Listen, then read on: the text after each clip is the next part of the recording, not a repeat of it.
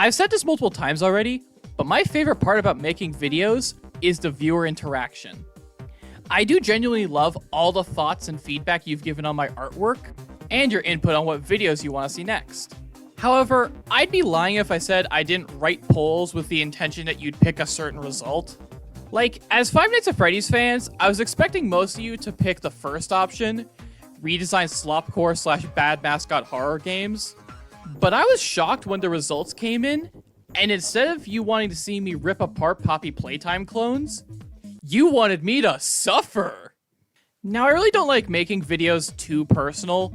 This channel really isn't about me, it's about artwork in general, but since this video is about my shitty, terrible, awful, no good, shitty old OCs, it kinda has to be. But before we can begin, I kinda need to put time into perspective because unlike a lot of art YouTubers, I was actually a very late bloomer when it came to my art career. Most artists on this platform at least claim that they've been drawing since they were like 4 or 5. But for me, I only really got serious about art like when I was 15 or 16.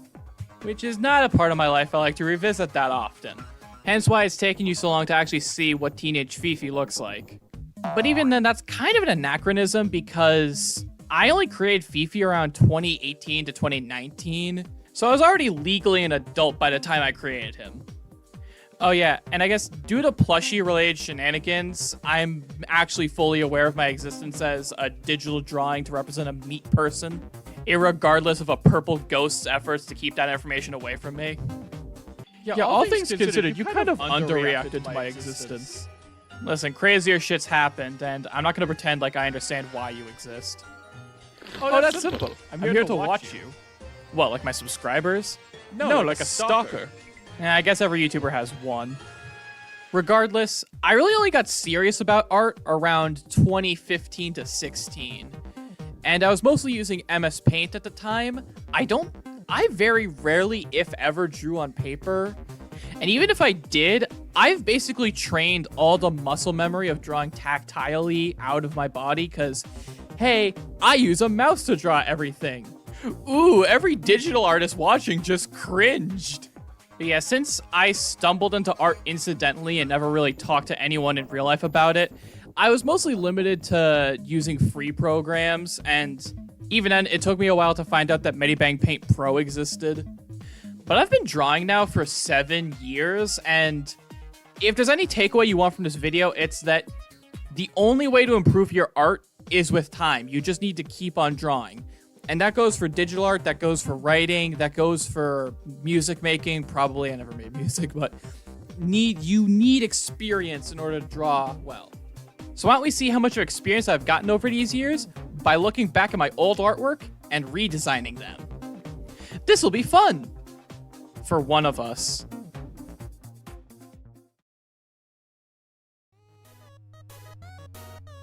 So I'm actually going to start off with a bit of a bonus OC. They're a bonus because, unlike all the other designs, I actually think this one aged pretty well. This is Schmurpy, a character whose name I've never said out loud, but I created them to test out RPG Maker. They were supposed to be a protagonist of an RPG Maker game, which is why they only have feet, because those are the only thing animated on an RPG Maker sprite. I don't remember too much about the RPG I made with them, only that it took place on an island shaped like a smiley face, which is a lot more terrifying than I remembered. But other than that, I don't really remember or have anything written down about them. However, I still really like his design. The only issue with it is that it's not drawn particularly well, because I was drawing this in MS Paint and I didn't have layers or brush correction. So for this redesign, I kind of just drew him better. So for this redesign, the only thing I really did was like fix his proportions. He's now no longer freakishly tall, and he's a lot more stouter and chubbier and cuter. I also had a Gaussian blur to his pupils because I really couldn't decide what size they should be, so I guess gradient is the compromise. The design is simple, but I still really like it, so expect to see this little honker around more often. .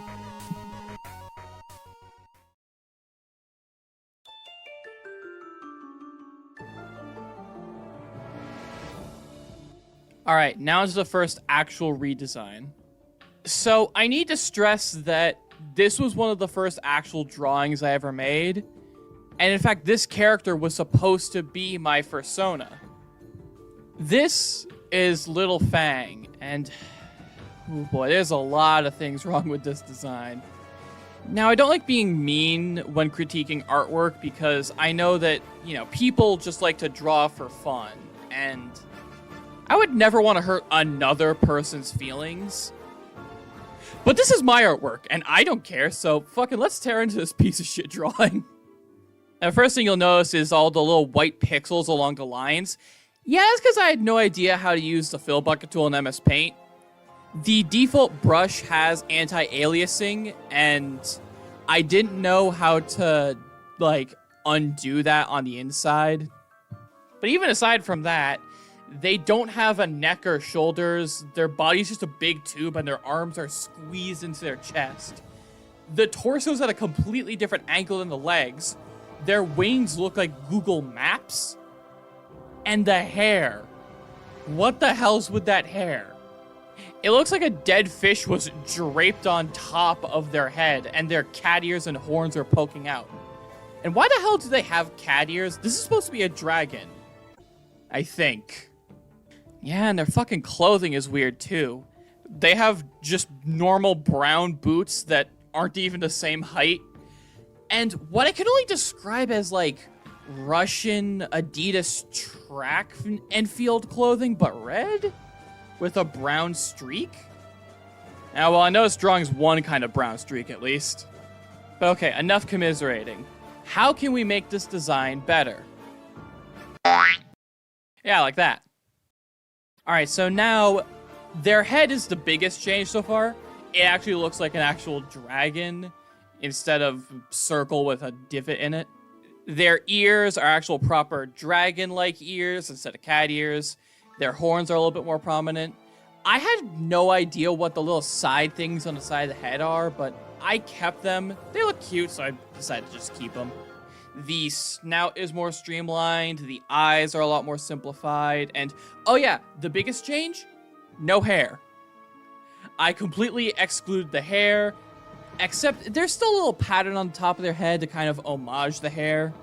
And much like the hair, I also put two little diamond symbols on the back of their hand to homage the weird little circles I put in the palm of their hand. I have no idea what that's supposed to be, but I tried my best to adapt it here. But not everything got re-implemented. For instance, the wings, I just didn't bother drawing them again. Not because I can't draw wings, it's just that I couldn't pose them in a way that looked good. I also didn't bother giving them pants again, they're a bit Donald Ducking it with the hoodie and no pants, but I think it's cute design anyway. And besides, I re-implemented the streak from the pant leg as along the side of the arm now, except it's black instead of brown, so it doesn't completely contrast with the rest of the design. But honestly, I'm just so fucking proud of how this design came out. The body shape, the color contrast, the form, everything just looks better. And that's what 7 years of improvement does to you.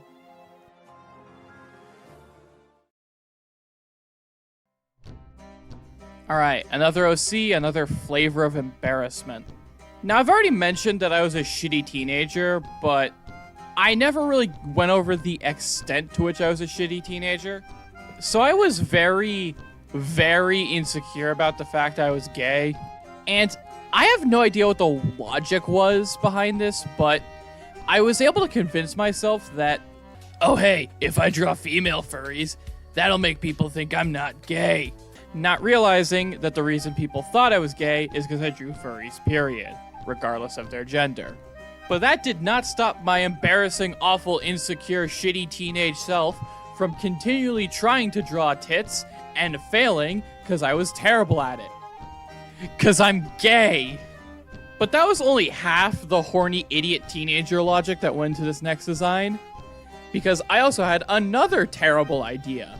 Hey, you know that anime One Piece? I've never seen it before, but I could totally do it better. Especially if it had, like, a lot of furries in it and titties. and even social commentary about capitalism. Hell yeah, I'm gonna do this. I'm gonna make my own animated series.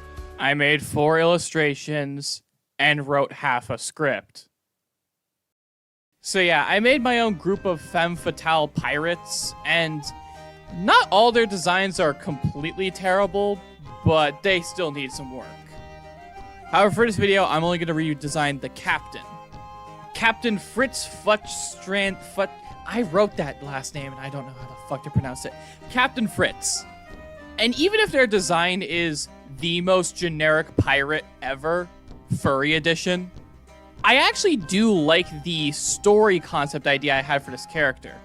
See, she was actually rivals with a separate character who I never drew pictures of, but the idea was that she was the type of pirate who was just in it for the thrills and the glory and murder, whilst her rival was a privateer hired by a rival empire who wanted to basically destabilize the economies of smaller nation states for money.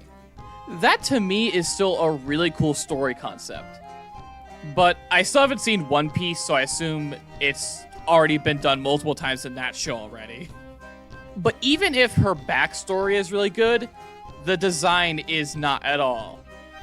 First of all, her design does not convey her backstory at all. If anything, she kind of looks like the one that would be the preppy douchebag of the rivalry. Not the ragtag, home roots, in it for the passion and glory pirate captain. Secondly, the design is just so generic, on both a pirate level and a furry level. It looks almost like clip art, except no one would ever pay to buy clip art this badly drawn.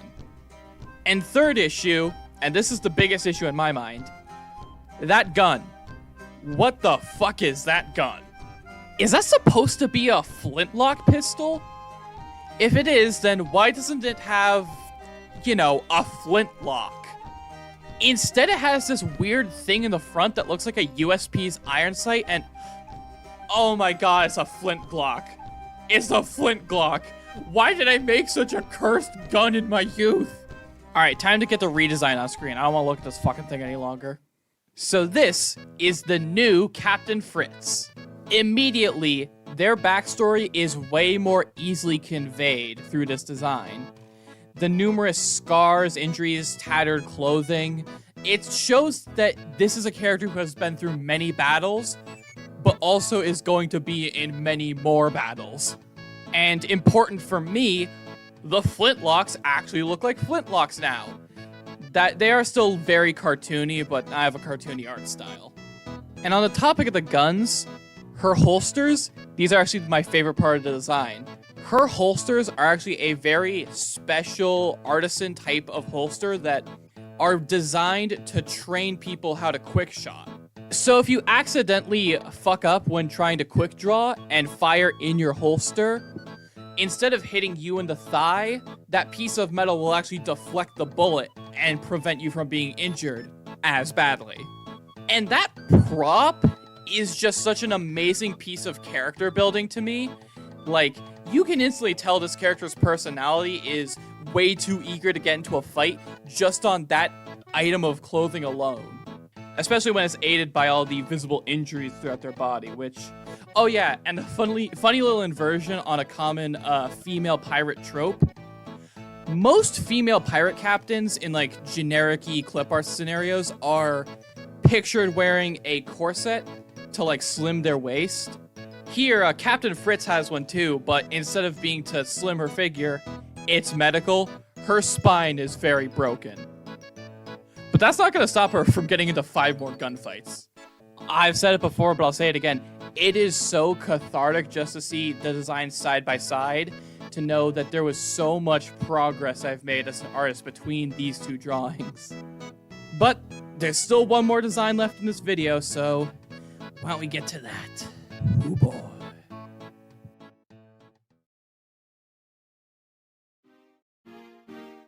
Alright, final redesign of the video. So at this point, you've probably already picked up on the fact that most of the quote-unquote original characters I was creating are just kind of rip-offs of characters that already exist. Yeah, I tended to take inspiration from a lot of my favorite characters when writing original characters for stories.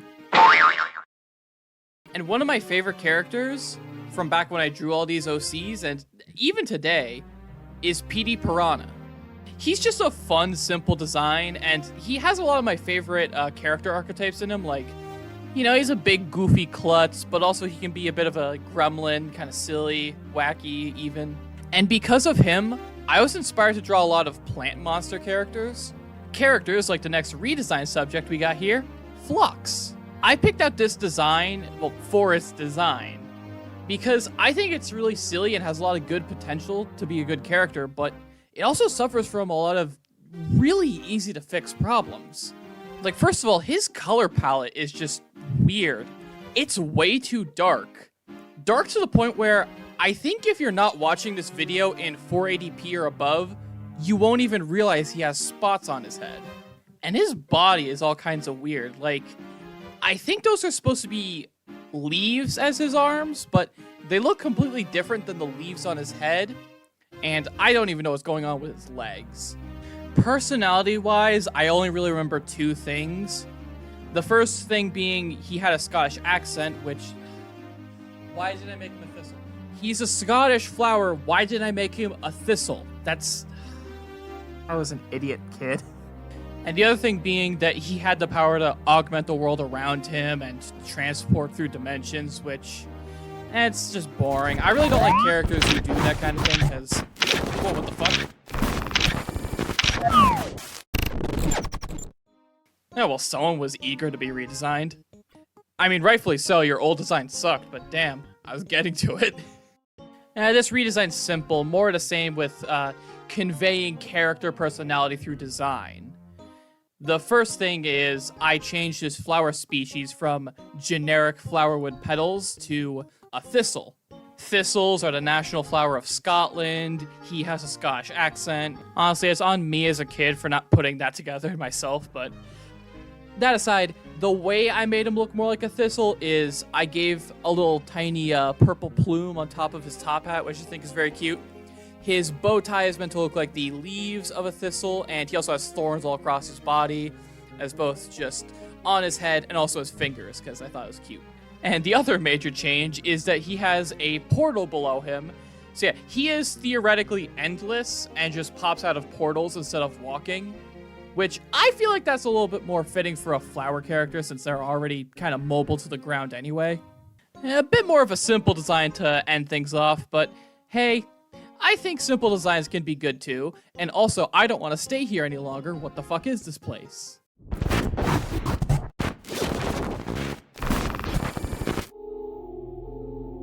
Yeah, I'm getting out of here. See ya, bitches. Woo!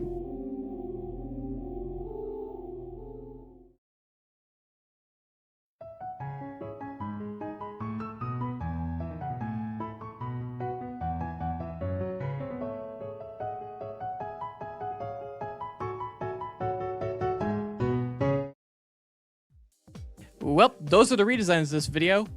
Honestly, I was expecting this process to be a lot more painful than it actually ended up being. I was expecting to be completely embarrassed the entire time, and yeah, there was some of that, but actually most of it was me feeling really liberated by how much I've improved artistically. But as the old saying goes, artists always hate their old work, so expect another remake of this video 7 years later where I redesign my redesigns. But until then, my conscience is clear, and I've made peace with my inner cringe.